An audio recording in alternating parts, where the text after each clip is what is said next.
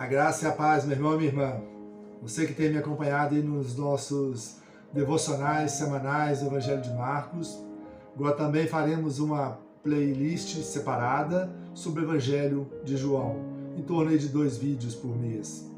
Hoje nós vamos ver João no capítulo 2, versículo de 1 a 11, onde Jesus transforma água em vinho. Um resumo do sermão que eu preguei na Igreja Batista Regular aqui de Diamantina em fevereiro. Então, você pode ver aí essa passagem na tela, vou colocar aí, mas também você pode ler na sua Bíblia. Meus irmãos, essa passagem muitas vezes suscita muitos debates, muitas discussões sobre beber ou não beber vinho. O fato é que Jesus literalmente transformou água em vinho, e o melhor vinho feito pelo Senhor. O vinho fazia parte daquele contexto judaico, o que não fazia parte era se embriagar. Então nós vamos ver que o vinho é o símbolo de alegria, e nós estávamos ali numa festa de casamento, então ali haveria vinho. Podemos debater o teor alcoólico do vinho, a diluição do vinho na água, mas não podemos questionar que isso realmente aconteceu. Eu não vou entrar nesse debate aqui se devemos ou não, ou se podemos ou não beber vinho ou outra bebida, mas, meus irmãos, eu prefiro caminhar junto com o apóstolo Paulo, que ele diz que todas as coisas são lícitas, mas nem tudo nos convém. O certo é que não podemos de forma alguma escandalizar e nos embriagar. Amém? Então, em todo o Evangelho de João, ele vai querer nos mostrar que Jesus é o Filho de Deus, vai querer demonstrar a glória de Jesus. Você pode ver isso aí, o propósito dele bem claro, no capítulo 20, do versículo 31. Nós vamos ver que durante todo o seu evangelho ele faz vários milagres.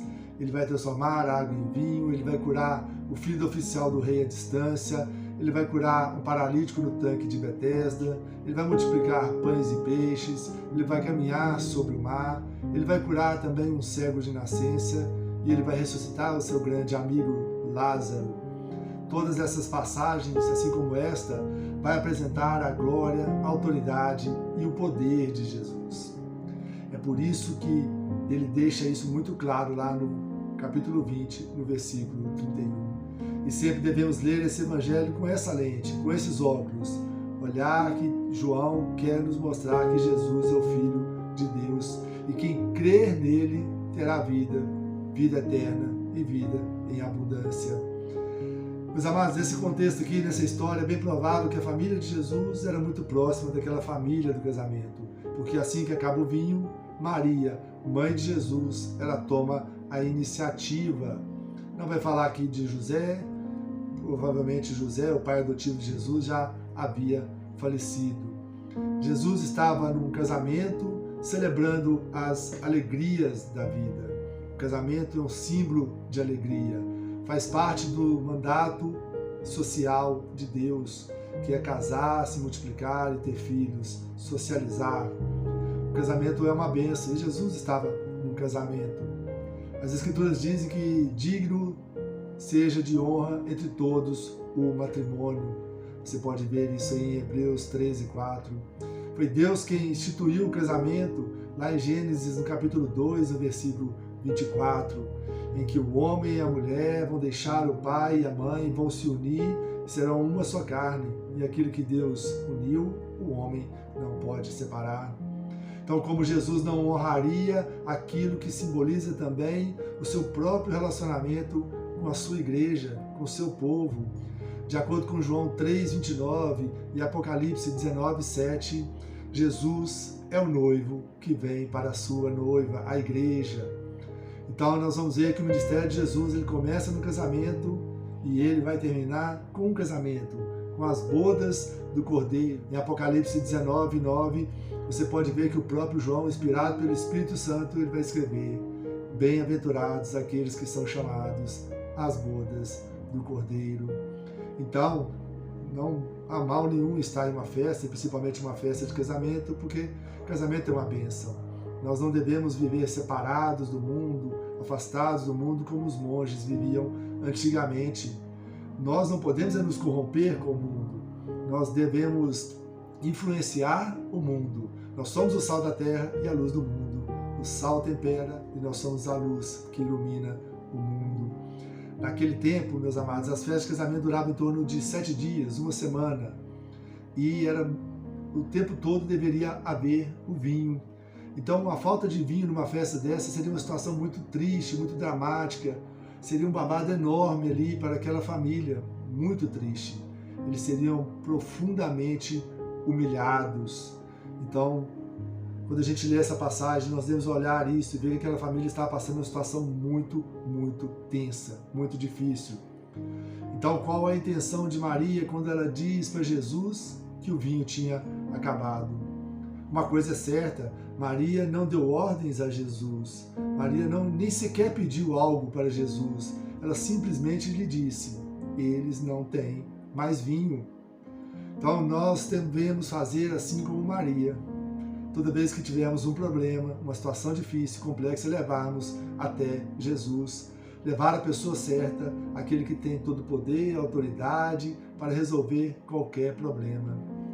Então Jesus nunca, jamais foi submisso a ninguém. Jesus é Deus e não pode haver dúvidas alguma sobre isso. Cristo tinha sua agenda naquela festa. Se você olhar na nossa playlist de Marcos, você vai ver que Jesus tinha as suas agendas, os seus compromissos com várias pessoas em várias situações, curando uma mulher do fluxo de sangue, ressuscitando a filha de Jairo, livrando seus discípulos da tempestade. Então assim também Jesus tem aqui a sua agenda e ele não aceita interferência de ninguém. Nós devemos adorar somente a Cristo, colocar nossos problemas somente a Cristo. Paulo fala para seu discípulo Timóteo, na primeira carta, que há um só intermediador entre Deus e os homens, é Jesus Cristo, o homem. Ela vai simplesmente dizer para os serventes: façam tudo que ele vos mandar, tudo que ele vos pedir. Ela está nos ensinando a sermos obedientes a Jesus. Então, ela está ensinando isso para nós, que a gente sermos humildes e falar: Senhor, eis-me aqui, faça a tua vontade em mim, faça a tua vontade que o Senhor tem para a minha vida, para a nossa vida. Maria simplesmente entregou o problema a Jesus. Assim também vamos fazer nós. Amém, meus irmãos? Então, os serventes obedeceram não a Maria, obedeceram a Jesus. Jesus falou com eles: enche as talhas de água. Eles foram lá, encheram as talhas com 600 litros de água. 600 litros de água. Parece loucura, porque o vinho acaba e Jesus manda trazer vasilhas com água. Meus amados, Jesus transformou, sim, esse tanto de água em vinho. E este é um milagre de verdade. Este é um milagre raiz, um milagre verdadeiro. Assim como fazer um cego enxergar, um coxo andar, um paralítico andar sobre as águas. Esses são milagres verdadeiros. Não esses milagres que nós vemos programados nas televisões, com falsos mestres, enganando as pessoas, enganando o povo de Deus. Não, meus amados, nós devemos enxergar isso como um verdadeiro milagre de Jesus. O primeiro milagre dele, que ele vai realizar ali como Messias, o Senhor de nossas vidas. Quem é que não quer milagres, né? Eu quero, tenho certeza que vocês também precisam e querem milagres na sua vida, na sua saúde, na sua família, no seu relacionamento, no amor. Mas será que também estamos dispostos a fazer aquilo que Maria está nos ensinando a fazer? Fazei tudo que Jesus nos disser. Então, meus amados, uma das grandes lições dessa passagem aqui é que a nossa obediência a Jesus é que abre as portas do milagre. Deve haver obediência aos preceitos de Deus e de Jesus Cristo, principalmente as reveladas para mim e para você nas Escrituras. Está aí na sua Bíblia. Será que algumas vezes nós não deixamos de receber uma bênção ou estamos impedindo Deus de agir na nossa vida devido à nossa desobediência? Façam tudo que Jesus vos mandar. Estejam dispostos a obedecer ao Senhor. Por que Deus fez isso? Por que Jesus fez isso? Transformou água em vinho? Ele não tinha obrigação nenhuma de fazer isso, meus queridos.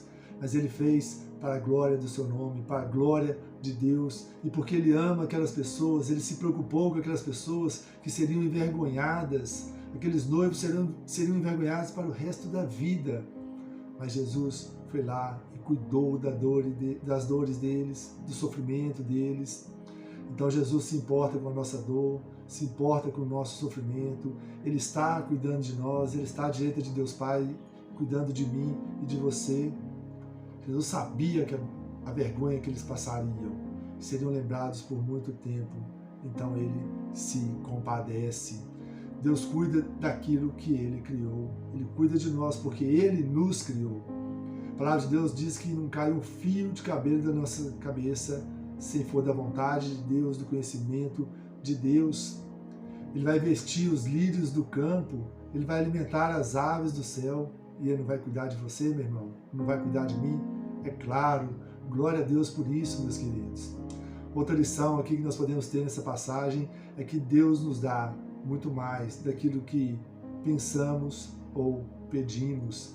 Paulo vai falar isso em Efésios capítulo 3, versículo 20 a 21, que diz assim a palavra do Senhor: Ora, aquele que é poderoso para fazer infinitamente mais do que tudo quanto pedimos ou pensamos, conforme o seu poder que opera em nós, a Ele seja a glória na Igreja e em Cristo Jesus, por todas as gerações, para todos sempre. Amém, meus irmãos. Amém. Então, assim como foi com essa família, com esses noivos, talvez é assim comigo e com vocês. Talvez também nós somos provados em muitas situações das vidas. Passamos por momentos difíceis, mas tenhamos fé e possamos pedir e acreditar no milagre, pedir que Jesus Cristo faça esse milagre em nossa vida. Não desistam, foi assim em toda a história das Escrituras.